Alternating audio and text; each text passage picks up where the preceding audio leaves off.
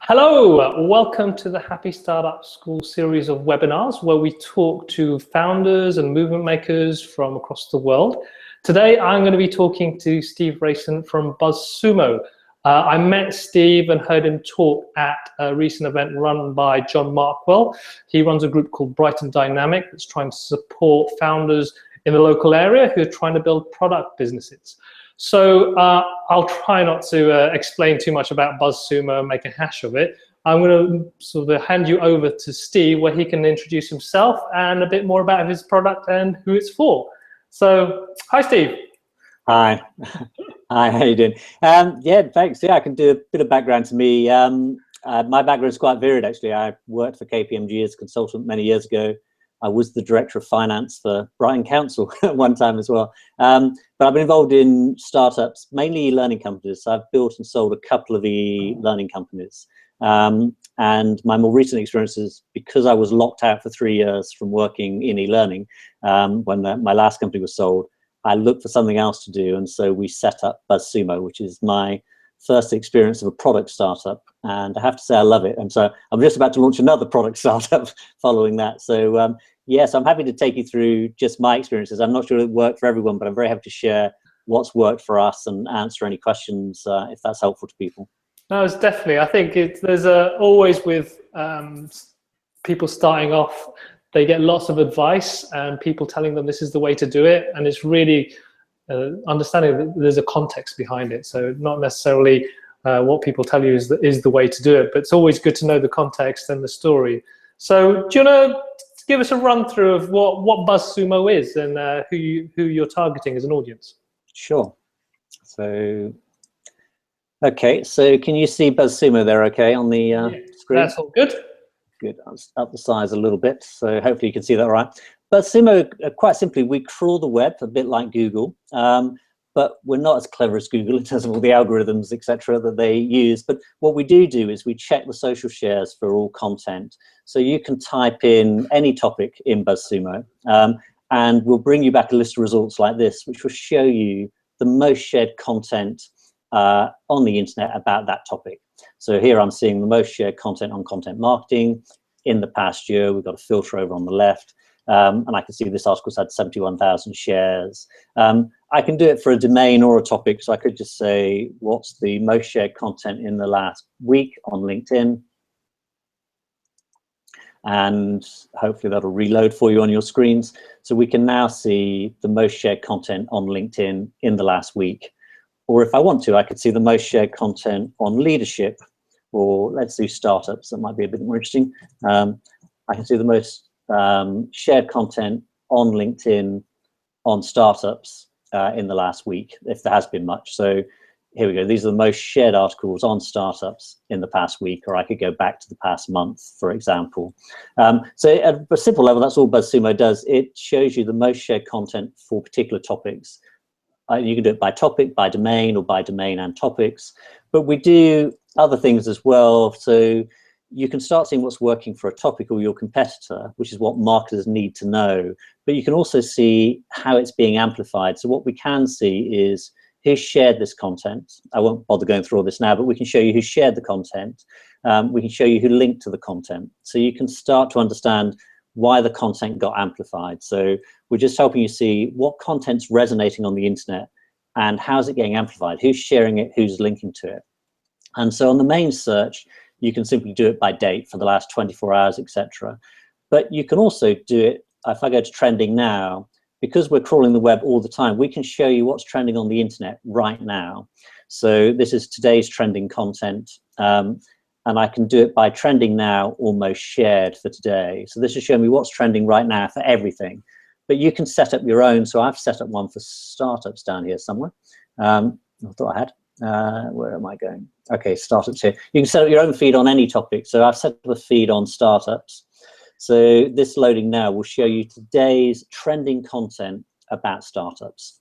So again, I can sort it in different ways. I could just do the content published in the last 2 hours or last 4 hours, but it shows me today's trending content on any particular topic. So we've got a lot of marketers who use the tool, but we've also got quite a lot of publishers. So we have The Guardian, The Telegraph, BuzzFeed, they're all customers of ours. And so we do lots more. We can show you amplification. You can see who the top influencers are for a particular topic. So if I did startups, we will pull back your list of who we think the people are who are amplifying content. So who are influencers for that particular topic. So this will show you a list of people here who we think are influencers. You can then follow them. You can save them to lists. You can see what they're sharing. You can do all sorts of things with that. So, but that's a brief overview. And we basically sell it. The starting price is it's $99 a month. If you want to subscribe, it's $99 a month. But we also have a freemium version, which I'll come on to. So we have a free version. Then we have a $99 a month, and it goes up from there. Bigger clients pay $299 a month. So that's what BuzzSumo is. And I thought what I'd do is I put together a few slides which I can run through with you. So let's just... I have a quick question. So like for our audience, one of the key things, the question they always have is they've got this product or this idea and they want that idea to spread and they want to know how to get that word out there. So within the context of your tool, what kind of thoughts or what kind of how could I use your tool to do that kind of thing? Yeah, I mean, people use it all the time to do that. I mean, basically, because for any topic, you want to know what content's resonating. We're great believers in content marketing. So, I mean, my view is, and I'll come on to this, but it's how do people find you? And I think it's, interestingly these days, less people find you through sharing on Google than find you through social media postings. And that's quite interesting in its own right. So you need to write interesting content that people share, people talk about, etc. So what you do with BuzzSumo is you just find out the content that's resonating on a topic. So that's important. Is okay, so what's resonating for people who are interested in e-learning or fashion or startups, whatever it happens to be. BuzzSumo allows you to see what's the top content, what's resonating, and then based on that you can not just copy it, but actually improve on it. So we know these sorts of posts are doing well. We know quizzes are doing well. We know list posts are doing well. We know particular sorts of questions are doing well, and then you could start to build that into your own content marketing strategy. So that's how people use it, is to find the content that's resonating with their audience. Cool. So can you see my slides there okay? Yeah, they're coming up straight. Great. Okay, so I'm just going to go through, so very quickly I'll run through these. Firstly, my view is that there's just never been a better time to be a startup. So if you're a startup, I think great. Particularly, I think a product startup. And I've built 2 services businesses, which I've sold, and I'm now doing product business. And I would stick to product businesses in future. I find services really hard work. And I'll come on to why I think product businesses work, is that it is that as soon as you put your product online like BuzzSumo, you're instantly global. So we instantly had customers from New Zealand, Argentina, the US, etc. I could never reach that. In the old days, I'd set up a business in Brighton and I'd have to knock on doors of the local people in Brighton, etc. Obviously, with the web, you're instantly global. The wonderful thing about a SaaS product, particularly, is that it's scalable. So as more people buy BuzzSumo, it really doesn't cost us any more.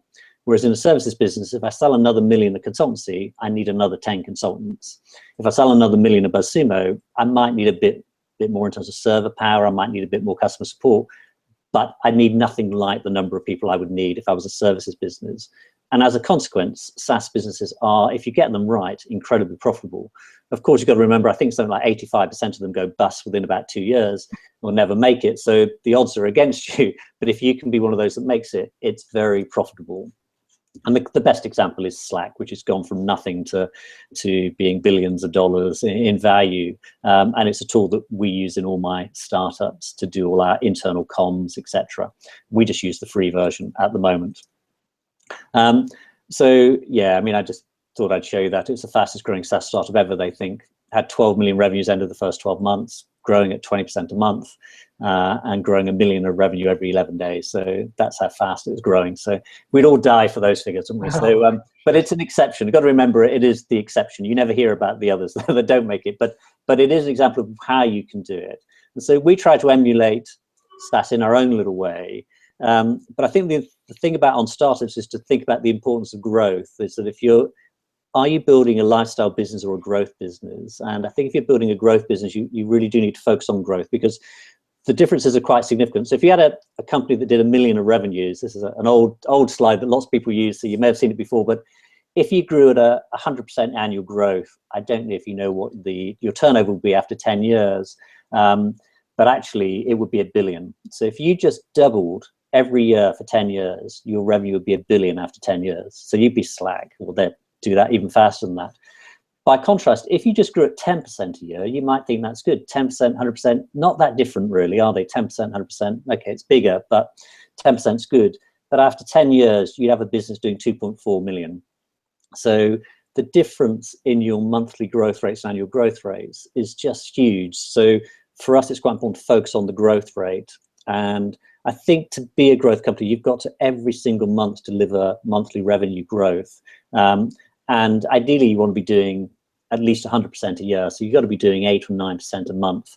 Obviously, in your early days, you'd be doing 100% a month, and that will gradually slow down. But growth is important to sort of startups, and particularly SaaS startups. So a little bit just what we've done. We set up the company in March 2014. That's when we incorporated the company. We actually have a US company, which is a subsidiary of BuzzSumo UK. We have 7 staff, 3 employed in the UK, 3 in the US, and 1 in Spain. We launched our first paid product September 14.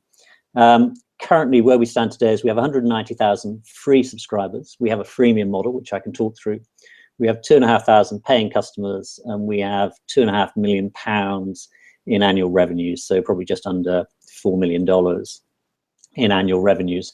And the important thing is, because our cost base is so low, we run about 95 servers at the moment crawling the web. So we have a big server farm we use, but it's not that expensive. So our costs are sub £1 million a year. So you can see this year, if that continued, we comfortably make $1.5 million in profit. So it's not slack, but for us, it's quite a nice little business.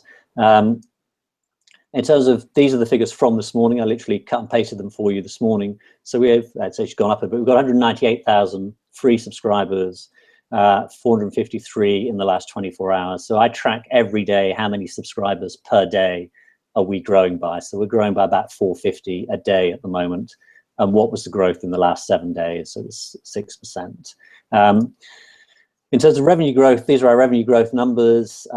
So we're up to about £200,000, just under a month of revenues. But you can see from when we launched in September 14, the last column is April. So obviously April hasn't really taken place yet. So you need to look at the second to last column.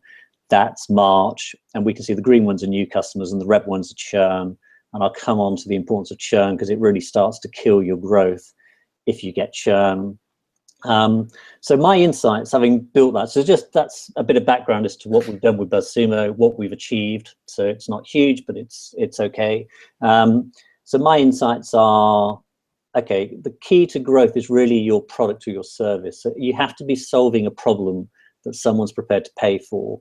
And for us, we solve a problem about what content's resonating with your audience. We actually solve that problem. If you didn't know what content was resonating with the audience, we can show you quite quickly. So that's the problem we really solve.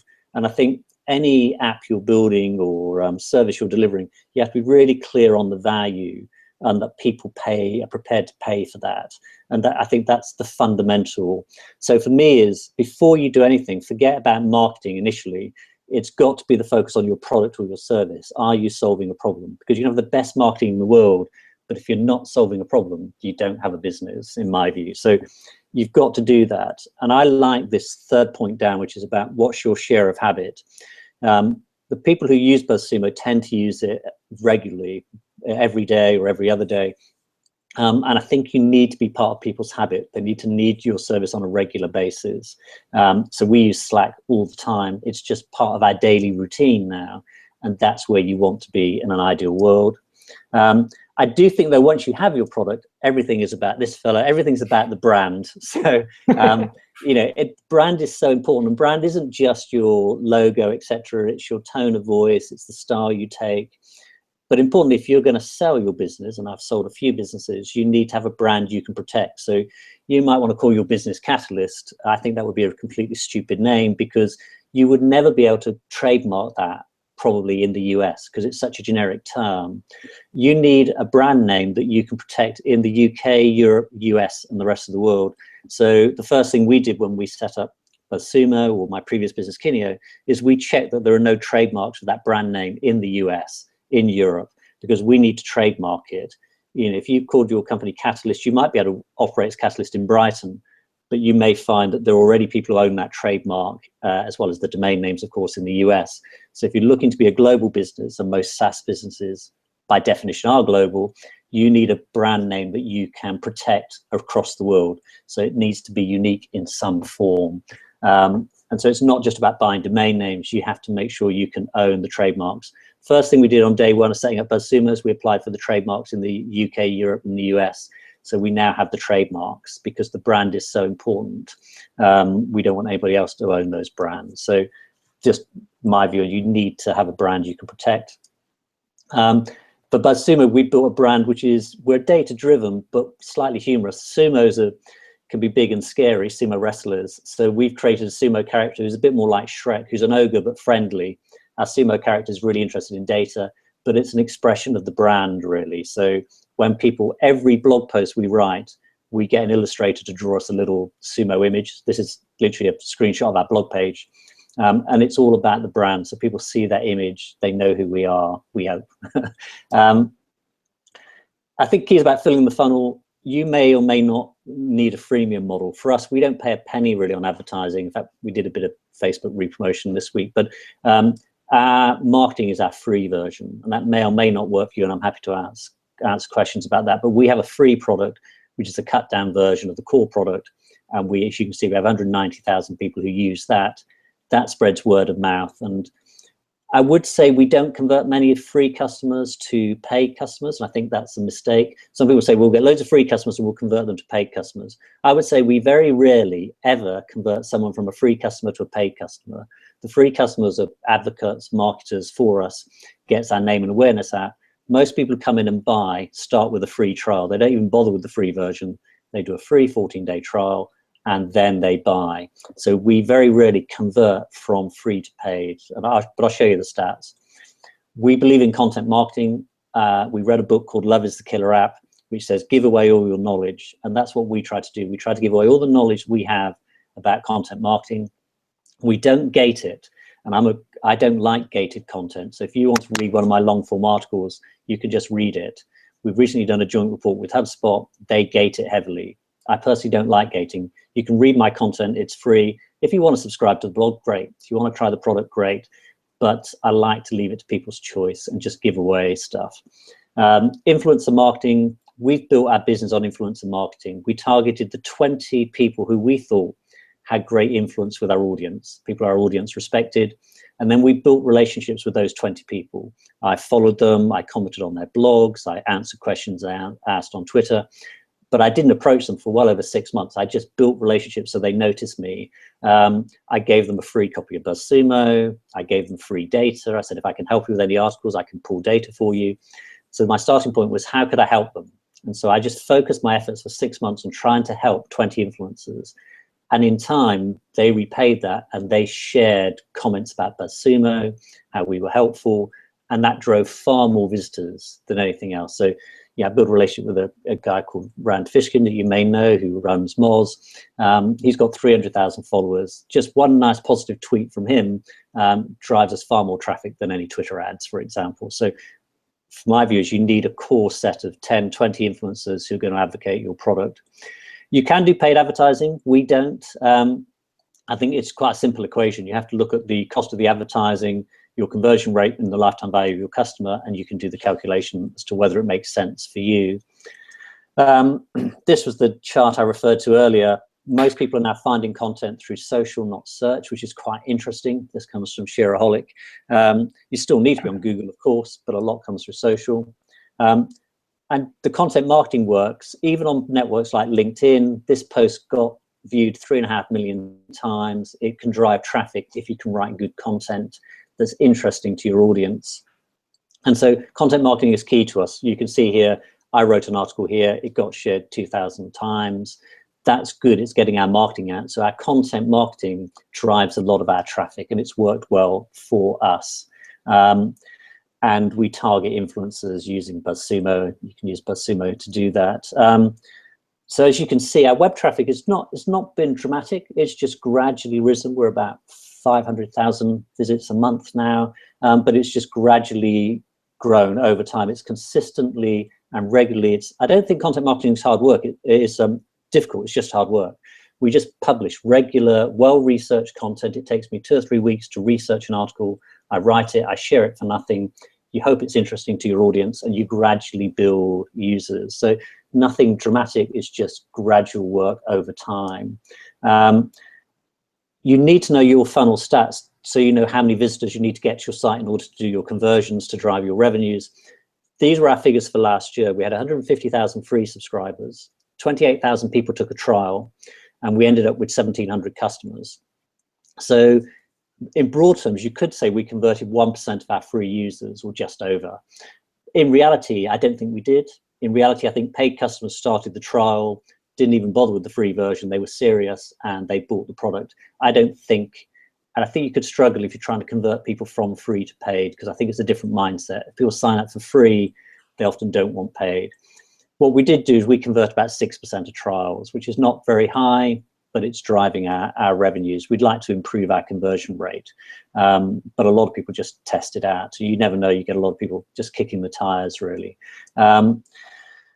Your monthly recurring revenue, if I wanted to say how successful is a business, I would look at one figure, and that's your monthly recurring revenue. So if you're a subscription business as we are, what's your monthly recurring revenue based on your subscriptions, and how much did it go up last month? And so this is our figure from this morning. So it was £190,000 as of this morning. That was up 8% on 31 days ago. So it's slightly below the 10% we'd like to be, bounce around a little bit. But I think if you're a growth business, you've got to look at your MMR, and it's got to be going up significantly every month. And 20, 40, 50% in your first months, of course, and then gradually it will come down. But your MMR is the one stat. I think I could tell you how well a business is doing by looking at its MMR. The one thing you have to avoid is churn, because churn just makes it so much harder for us. You get all your new customers in, and then you lose them. And so one of the key metrics you have to measure after MMR is churn. And so for me, this was our churn. 5.7% of customers currently leaving us every month, that is, at the moment. So you have to really focus on churn. So our target is to be sub 5%. It's difficult because we have a free product. A lot of people sign up and they're not really good customers for us. But you have to focus on churn, because you have high churn, you're never going to hit your growth, really. So you can look at all sorts of things. We look at onboarding, we look at why they're churning. Is it lack of a feature, etc.? Do we not support them well enough? So we have lots of tools set up, so once we see them not using the product, we send them automated mails to prompt them, and then we try to get hold of them. But yeah, you just don't want high churn. That's the key problem, really. So I'd say if you're looking at growing your business, MMR and churn are your key ones. So that's just a quick overview, really. The other thing is Net Promoter Score. We use a tool called Satismeter. It asks people, our paying customers, to rate us on a score of 0 to 10, would they recommend us? And basically, if people don't rate you a 9 or a 10, they are never going to recommend you. That's the theory. And the Net Promoter Score takes away all your detractors from 6 or less from your people who score you 9 and 10. But this is a nice tool you can just pay for. It's Satismeter. It's just a bit of code sits on your site and it pops up to your users. And it's a way I keep tabs of how well are we doing, how happy are our customers. So they're just a few thoughts from me, and I'm really happy to answer any questions that you have. So over to you, Carlos. You throw the difficult questions at me. Thank you very much. No, that's great. I think for people who are trying to build a kind of product-based or SaaS-based product, that's really useful information. I think one question, I think to provide a bit of context, for one point that came out was around the trademarking approach. Now that can be an expensive, that can be an expensive route to go down. And so it's knowing when to take on that expense. Now to give, I thought it might be useful giving you a bit of context to how you got involved with BuzzSumo and at what point you knew actually this is something that needs to be invested in that way. I came across it by accident, really. I couldn't work in e-learning, so I had a little bit of time on my hands. So I was reviewing social media tools, and I was writing articles for Social Media Today. That's something I would recommend. I just picked quite one of the big sites and said, I've got some time. Would you like me to write reviews? They're always happy for free journalists to write for them. But it was great for me because it built my profile up. So I got quite a large profile by writing all the time for them. And I can't remember whether James or Henley, one of them, two guys were building this tool, pinged me and said, what do you think of this? I had a look and I really loved it. And it was a really crude early version of BuzzSumo, which did most shared content at that time. So I said, what are you guys doing about it? They'd never met. One was in New York, one was in London. They were building it in their spare time. They'd met on some hacker forum. So I said, look, I think it's got merit. So I sort of knew instantly, I thought it had value. So I flew James over to New York. We met Henley and I said, look, if you guys are prepared to give up your jobs, I'm prepared to put money in, and then the three of us can share it. And so that's what we did. So I paid their salaries for a year. That's the only investment I made, really. And the three of us got going on it and they gave up their jobs, etc. So I knew straight away, because I've been playing with the product, that I thought it had legs. So as soon as I was prepared to invest in it, I wanted to trademark it because I needed to protect it. So for me, it was a fairly instant decision. But you're right. I mean, it can cost you, I think it doesn't cost you much. You should apply for the UK trademark anyway. It's about 280 quid to just apply for the UK trademark. You just do that online. So I would do that as a starting point anyway, if I thought it's got legs, to be honest. But I would instantly then try and push it out to the US and to the whole of Europe. If you've got US and Europe, you know, you've got quite a lot of the markets covered, but that can cost you 4 or 5 grand in total, depending on objections and things like that. So, but for me, it's just the cost of setting up a business, really. I have to have the trademarks. So it is just a necessary cost that I have to build into the plans. Cool. And then I think being able to make that decision has to be, you have to have a level of confidence. So what was it that told you that BuzzSumo is worth going for? Because I assume you've had some experience or you had some knowledge that you basically used to make that decision. Yeah, I don't think you ever really know, if I'm honest. And I have a couple of friends of mine who are VCs. I'm not really a VC, but they always say they invest in 9 or 10 companies because they know 8 of them are not going to work, but they don't know which 8. You know, and they're good, experienced VCs, but you can never quite tell what will really work. So it is just part of your investment, I think. I mean, I'm just launching another little tool I can show you here called Informer. I think it's going to work, but you know, who knows, really. On things, I think I felt that BuzzSumo was going to work because I was using it each day.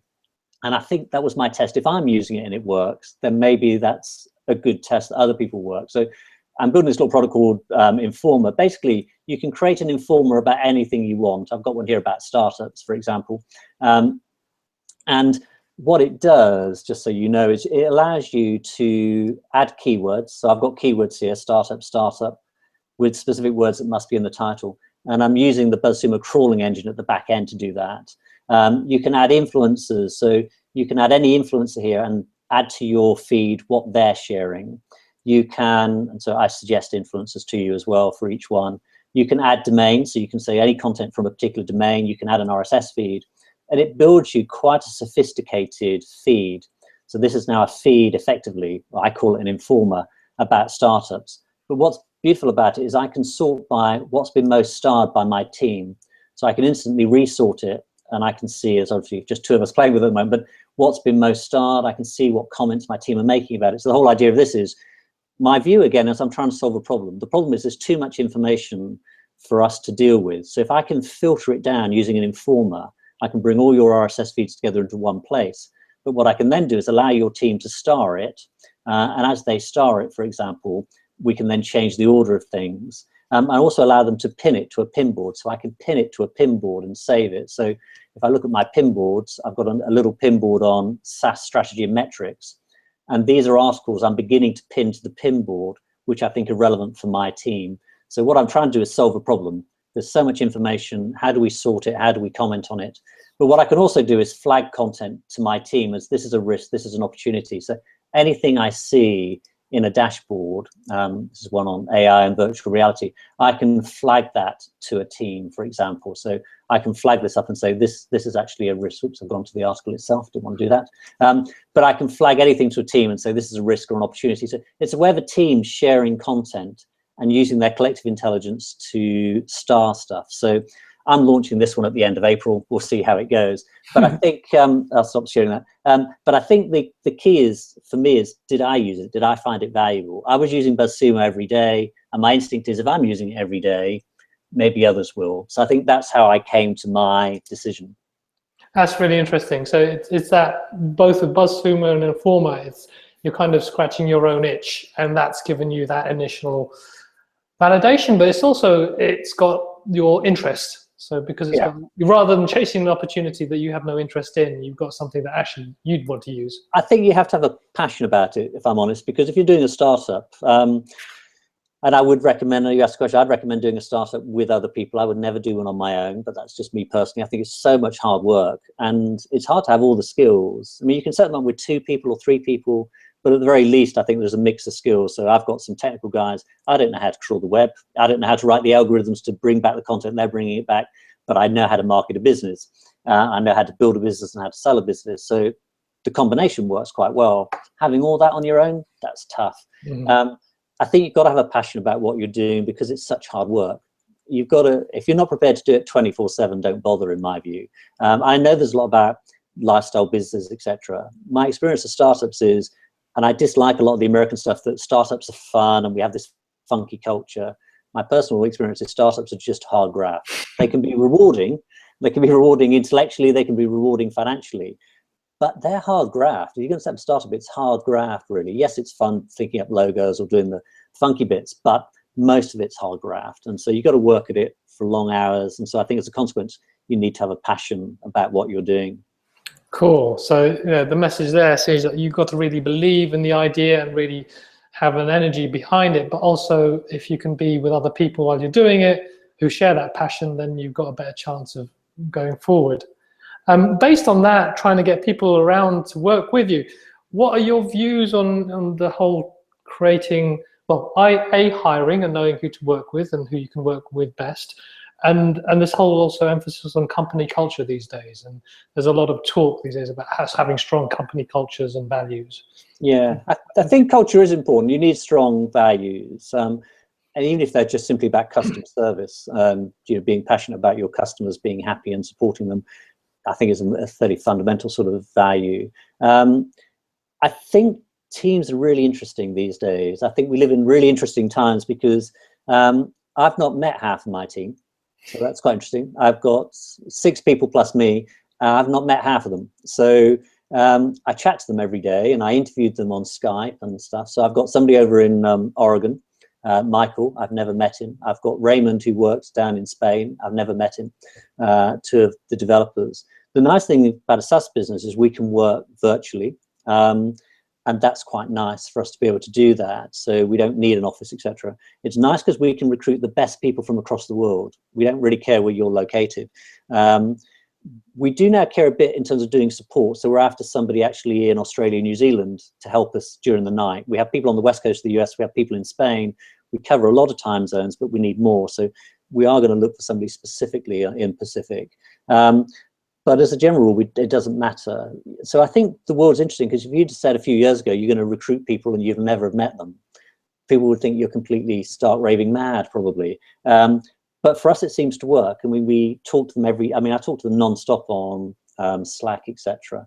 So you have to go through a recruitment process. We interview them via video, via Skype, etc. But it gives us huge flexibility in who we recruit. It's harder then on culture, except we are chatting on Slack and stuff, but it's harder to build a company culture that way. So there are difficulties with it, but I think a lot more people will create virtual teams. It's harder, obviously, if you're a services business. And if you're a services business, I would recruit people I know, people I trust as a starting point, or other people recommend very heavily to me. But on a virtual business, we recruit people we didn't know them from Adam. We had to give them some tests. We're not great believers in educational qualifications. So my teacher friends hate me. I don't care what qualifications people have got. If you can write algorithms, if you can use Elasticsearch, we'll give you coding tests. So my guys give them coding tests. So we're keen to know that you really can use Elasticsearch. But we don't care whether you have a degree in history. It's completely irrelevant to us, really. We'd like you to have some basic skills. If you're a customer services person, we're concerned that you can write well and communicate well. But we're really not interested in qualifications. And so I don't know if that's unusual or it's just a change from the way the world used to be. You had to have 3 years experience, have a degree. We're not interested in any of that stuff. can you use Elasticsearch? Can you build scalable solutions using Elasticsearch? We've got a database of, tens of billions of articles. Can you manage that sort of database? That's our interest. And we found somebody whose PhD is in, scalable databases. And so we're using Michael to do that. I couldn't probably find, if I wanted to find that person in Brighton, maybe they exist, but maybe they don't. It may be a lot harder. So we don't have restrictions. So I think it's great that we don't have those restrictions. We can tap talent globally. So yeah, I think it's interesting. I think the world is changing when it comes to teams and the virtual nature of teams. And given this virtual nature that you have, and there's lots of other examples, Buffer, I think, is one of those kind of companies, and of course 37 Signals that have made it big on working with virtual teams. But how do you have any concern or thoughts about creating that kind of more human connection between people to avoid misunderstandings and cross communication? Yeah. I mean, I do. To be fair, we're having a get together in London next week, so I will meet these people next week. It'll be the first time we meet. So, and I have talked to the Buffer guys. I mean, they used to have at least twice, 3 yearly meetups. We're just doing a yearly meetup so that we get to know each other a little bit. You just have to talk a lot. I think there's a lot of skills about managing virtual teams and doing sessions like this. It's becoming second nature to me to talk to people like this and have a chat, as it is to go and meet somebody in a physical meeting. So I think people are improving their skills. But yeah, there are issues around it, and we'll see how it goes with our physical meetup next week. Cool. So I've got a few questions from people in our community. So one that I think you haven't answered yet is really understanding, when did you know you were ready to launch? A lot of the people that we talk to, they sometimes procrastinate because they need that extra feature and another feature, and needs to be this. Did you have some criteria that helped you decide? Yeah, I'd like to say we had a product roadmap and a minimal viable product and all that stuff, but we didn't really. In BuzzSumo, we just went straight out with the beta. So the beta was straight away. It was really rough, ready. But some of our strongest supporters now, people who were on the really early beta, but no one was paying. It was just a free version. And we will do the same with Informer. I mean, it's what I showed you there. It's not quite there yet, but we just want to get it out there, because what my experience of BuzzSumo, as soon as we got it out there, we changed loads of things. Many of the best features of BuzzSumo we would never have thought of. They came from our clients. So that trending feed, which is lovely, BuzzFeed were using it and said, can you build us a trending feed? So we said, oh yeah, we could probably do that. Some people said, can I see who shared the content? We're saying, well, yeah, because we can see who shared it. So so some of our best features came from our users. So we don't have a monopoly on ideas. And if you think you do, then I think you're stupid, because you don't. There are millions of people in the world. So actually getting out there to a big beta community made us build a better product, I think. So obviously it needs to work and it can't be completely rubbish, but I think it can be quite crude as long as it's sort of working at one level. And then you get as long as you're clearly stamping it beta, it's out there for people to just test and give you feedback on. So Informer we'll launch at the end of this month in beta, and it'll be crude. It won't have all the features we know we want, but we'll start getting feedback and we'll start refining it. So yeah, there's a fear with a lot of people saying, oh no, it's going to ruin our brand and our image, and people are going to think we're amateur. It sounds like with you guys, the key thing was you were solving a problem. I think you have to be upfront and say, look, this is a bit crude, etc. at the moment, because there can be dangers. But I think to be honest, the sort of people who play with the beta, I tend to be quite forgiving anyway, in my experience. So if you go to Hack and Use a Product Hunt or whatever, and you go to play with the beta, your mindset's there. I think if you're going to your professional users, etc., maybe have a slightly different mindset. But for us, it was good to get it out to a beta community quite quickly. Cool. And then another question, well, a couple of final questions, really, a bit more personal, is, given what you've done over the past 2 years now, is there anything that you would do differently with how you've grown and worked on BuzzSumo? I don't think so. Not over the last 2 years. I mean, I think we've done okay. I mean, what we don't know is what opportunities we've missed, of course. I mean, I speak to lots of American friends who say you should just go and borrow 10 million, Steve, spend it on marketing, become the huge brand. And that's not the way I do things. I mean, I've always built profitable businesses. In BuzzSumo, we've been profitable almost since day one. So we build profitable businesses and we're growing organically. Maybe if we borrow 10 million, we could be missing a huge opportunity. We should borrow 10 million. We could certainly borrow it. We get VC investor money to do it, but it's not how we do things. I don't think I regret that, but you never know, really. Some of our competitors are doing that and borrowing lots of money. So, but it's not our thing. So I don't think we do much different on the BuzzSumo side, to be honest. I think what I'd do different if I went back 10 years and I was building services businesses, I wouldn't build those again. I think they're really, really hard work, and all credit to you guys out there building services business. And you can do them successfully. Accenture is a services business and it's huge. But if you're a services business, generally, as a general rule, your business model is buying and selling people, generally. So if you're doing consultancy, or even if you're building e-learning, you're really buying people at one price. They may be graphic artists, project managers, you package them together to build a piece of e-learning, but your business model is basically buying and selling people. So if your business model is buying and selling people, then your key skill, more than e-learning or anything else or consultancy, your key skill has to be buying and selling people. So you need to know how to recruit people, retain them, train them, etc. So, and I think Accenture are very good at that. So, but I find that a hard business model, buying and selling people, and it doesn't generate as much interest to me. And as you get bigger, at Kineo, we sold that business. We got up to about, I think it's doing over 20 million pounds of revenues now, but we got up to over 200 people. Managing 200 people, it's hard work. It's hard work for me. And so I just personally interested in the SaaS product technology. I think it's more scalable. I think it's more global. I think that's where the really big opportunities are. As I was a young 18-year-old now, I'd go in to try and build SaaS products, because if you get it right, it's instantly scalable, global, fantastic opportunity. Whereas if you build a services business, you've got to, if you sell a project in Oregon, you have to go and send people over to Oregon probably to do the services, etc. So I would go product. That's what I'd certainly do.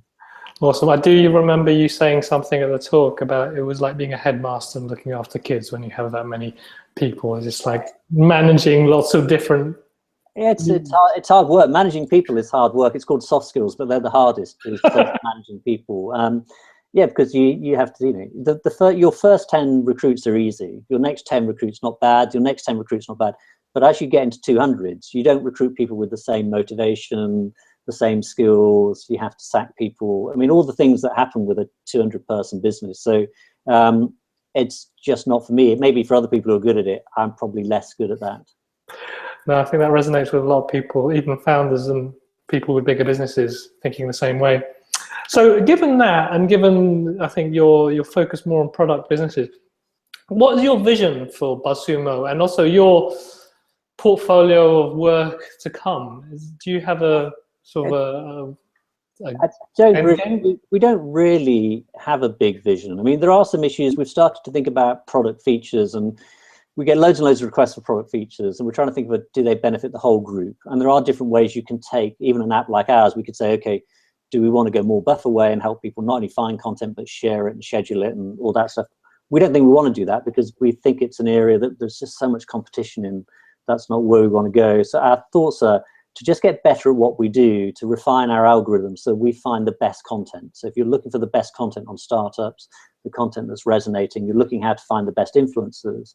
We just want to be the best at having a tool that does that. Rather than adding lots and lots of extra features, is to try to be the very best at the small thing that we're doing. So we're in a particular niche. We know we're in a small niche, but if we're the best tool in that niche, which I think we are at the moment, touch wood, then people buy it because we're the best in that particular niche. So we don't have a grand vision. If we can double every year, that's great. So if we do 2.5 million this year and we do 5 million next year, that will be fantastic for us. So we don't have a huge vision. And in terms of other things, I'm just trying to think of where the technology can solve problems. So my Informer business is, I have a personal problem. It may only be me, but there's just so much stuff out there. I don't know what to read each morning. Whereas if you were in my Informer and you've got a startup feed and you're starring articles that you think are relevant, and others are doing the same in this community, for example, that would be great. I could go in the morning, just click the most starred articles from yesterday, and I can see which of you have starred which articles. And it's a human filter helping me decide what I should read. And then you might comment, etc. So I'm trying to think of where you can apply quite simple technology, but to solve problems that we have, really. So whether it'll work or not work is a completely another question. But so that's where I'm looking at. But I'm looking at things that are scalable, that are SaaS businesses, that are not services, for example. So. Cool. Well, it sounds like we should talk, because it sounds like something it would be really interesting for our community, where there is a lot of stuff out there and trying to work out what's the most interesting. Yeah, and we can set up a team for you. We'll set up as a beta next week and have a play. Brilliant. So one thing I got from what you're saying is, like, you're personally, in terms of your vision for what you're doing, is it sounds like you're in kind of experimental mode. You're trying out lots of different, well, you have the opportunity now to try lots of different things and test. Yeah, I'm very privileged, and I accept that. I'm in a very privileged position because through hard work in the past, though, but I've set up a couple of businesses and I've sold them. So I've sort of made a fair bit of money, so that's good. I mean, not huge, but enough to be comfortable. So I feel I have the opportunity now to try and focus on businesses that I like. And so that's quite good. I've got the opportunity to invest a bit, and if it works, it works. It doesn't, I'm sort of okay about it. So I accept I'm in a very sort of privileged position. But yes, it's given me the opportunity to experiment. But equally, I think 18-year-olds are in a great position. They've got better technical skills than I have. It's a fantastic time to do startups if you can find the right business idea. So I think possibly combining an 18-year-old with somebody like me or somebody who's got experience is probably a good combination. If you can find somebody who understands business well, what would be valuable to businesses. So I'm doing talks like this to schools, to 18-year-olds, because I want to try and find, I want to inspire people to do startups, but I also want to find who are those bright kids out there who've got good ideas that I could help invest in or back, really. So yes, I'm a bit more in an experimental mode, but I think, as I say, young kids have got a bit of time as well, an opportunity to do these things. So yeah, I think I've just wished this was, I was 18 now rather than in my 50s. That would be a lot easier. Awesome. So I think what I get from you really, in terms of some kind of interesting takeaways, is really thinking about, when you're starting on this journey, solving real problems and problems that really exist rather than assuming stuff. And also doing it on your own is going to be really hard. It's going to be hard anyway, but if you can do it with other people. I would find partners. I've worked with partners each time, and it works a lot better, I think. Cool. It's certainly easier in terms of your own stress.